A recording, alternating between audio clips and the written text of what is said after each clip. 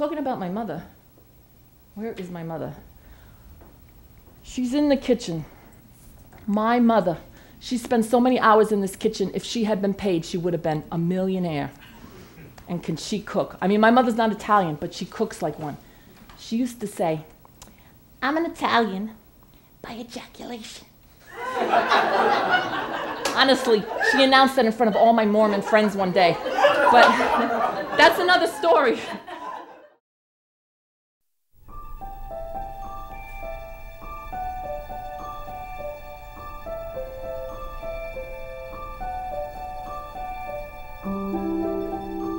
Our grandmother, Claire Celeste Hertz-Andriello Trosclair, or as she is better known, Nonna, was born on December 19th, 1930 in New York City. She had an elder sister, Lucille Annette. Nonna's parents were Louis Hertz and Caroline Bush. Louis was a piano salesman and a very talented piano player. Her mom, Caroline, worked as a milliner from the time she was 14 years old. A milliner is a person who makes hats. Nonna says great-grandmother Hertz was a great believer, as many were in those days, of germs. She made Nonna sit outside in the cold after school to kill all of the germs she might have picked up in school that day. Nonna says she about froze, but her mother wouldn't relent. According to her sister Lucille, great-grandma was quite the protector too. She once paid some tough kids in the neighborhood to take care of the bullies pursuing Nonna and her sister. Nonna feels she wasn't very physically coordinated. In fact, great-grandmother Hertz took her out of aerobics class when she kicked herself in the nose. Nonna was born into the Jewish faith, but converted to Catholicism in her early 20s. She says she was called to the Catholic faith from an early age. When I was playing in the neighborhood, she said, I would hear the church bells. They always sounded like someone saying, "Come to me." Nonna said she had an affinity for St. Clare, who knew and worked with St. Francis of Assisi. Interestingly, both St. Clare and Nonna share this unusual spelling of their name, C-L-A-R-E, instead of the more common spelling, C-L-A-I-R-E. Could great-grandma Hertz have known Nonna's destiny when she named her daughter Claire? Nonna was very popular with the boys as she was growing up. We don't have any pictures to prove this because they were all later destroyed by her possessive Italian husband, our grandfather, Rocco. However, Nonna's good looks and fun personality are a testament to the truth of her popularity with the boys. We can only imagine that she was very popular. In 1952, Mom graduated from Adelphi University with a teaching degree. She taught kindergarten for a short time before she met the handsome Italian doctor, our dad, Rocco Carmelo Andriello. It happened like this. Mom's dad was in the hospital and Rocco was the attending resident doctor. There they met, at the bedside of her ailing father. It was love at first sight. Mom told Dad she liked children, and he was anxious to please her. On their first date, he took her to see the embryos in the hospital lab. Grandma Hertz loved the fact that her daughter was dating a handsome doctor. He was coming to dinner, and Grandma wanted to impress him, so she cooked spaghetti. Now, Grandma Hertz was a great cook, but according to Dad, the spaghetti sauce was awful, and he was sure it was made from ketchup. However, Grandma's tomato sauce did not weaken Dad's love for Mom. On Valentine's Day, 1952, he asked Mom to be his wife. They were married on the 5th of July of 1952. They had a small wedding with only family in attendance. If you look closely at this wedding footage, you can see a handkerchief in Mom's bosom. This is because Dad thought her dress was too low cut.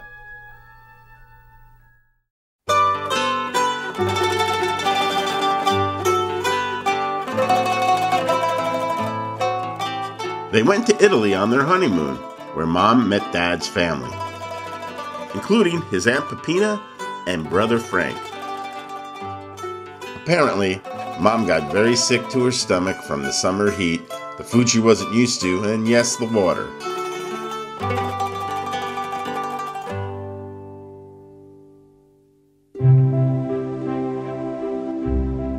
After the honeymoon, Mom and Dad started a family right away.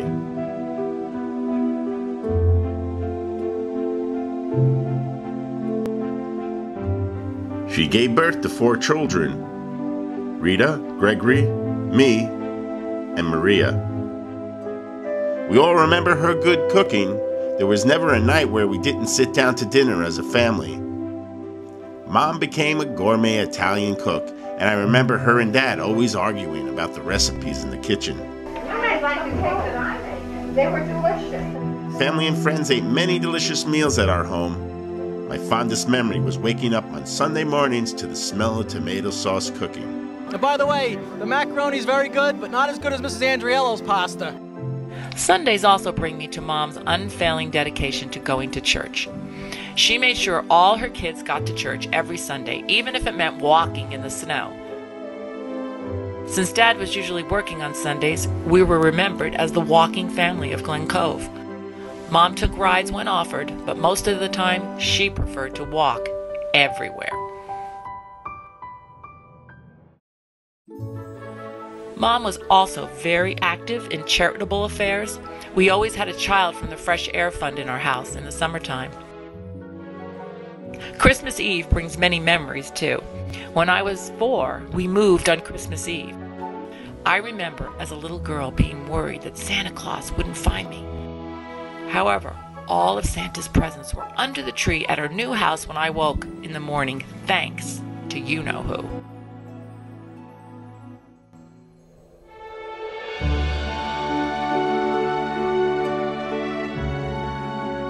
Mom and Dad were married for 47 years. They survived all Mom's backseat driving, Dad's big spending versus Mom's resourcefulness. They even survived having her mother-in-law, Nonna, live with them for 14 years. Mom was a devoted wife and mother. She was devoted to taking care of Nonna, too. Mom also took care of her own mother, Caroline, when she was aging, and Dad before he passed away. She was also a caretaker for our Aunt Lucille in her last years. With all the caretaking Mom did, I'm sure she could get her nursing degree. No one could escape Mom's devotion. Even our pets, Argo and Bonzo, received special treatment. They were fed real meat and real chicken, cooked Italian style. We all know that Mom's religion, Catholicism, is probably the most important thing in her life. She was a devoted Sunday school teacher for many years and is a Eucharistic minister. Patrick and I once saw her chase a man out of church when she thought he'd taken the Eucharist. I'm sure she baptized my oldest child, Jenny, in the spaghetti pot before boiling the water. You televised me or Bonzo? It did always seem like Mom was conducting covert operations. What's on the television? I still don't know to this day how she found out about all my mischievous behavior. Nice to see myself. I look very yellow, though. I don't have jaundice, do I? Did anyone know that Mom is always talking about writing children's books? She wrote a story once about a kid who ate too much candy and had a terrible nightmare. It was really good. Get it published, Mom. Mom takes every opportunity to this day to put on a costume and role play. She even acted in a play with her women's club. She was a very talented and funny actress. It's never too late for Broadway, Mom. I see many women Mom's age ailing and giving up on life. But Mom has a great life, and she created that with her positive attitude. She proved to be still popular with the boys, too. She was pursued by a handsome boy almost immediately after Dad passed away in 1999. The handsome Bob Trosclair and Mom met in a bereavement class and were married on April 28, 2001. They are a beautiful couple and share much together, from their deep spiritual love for Jesus to dancing up a storm at Saturday parties. So here's to you, Claire Celeste, for all your nurturing and sacrifices, for the magnificent life you created because of your love and faith, giving birth to an eternity of generations. We love you, and happy birthday.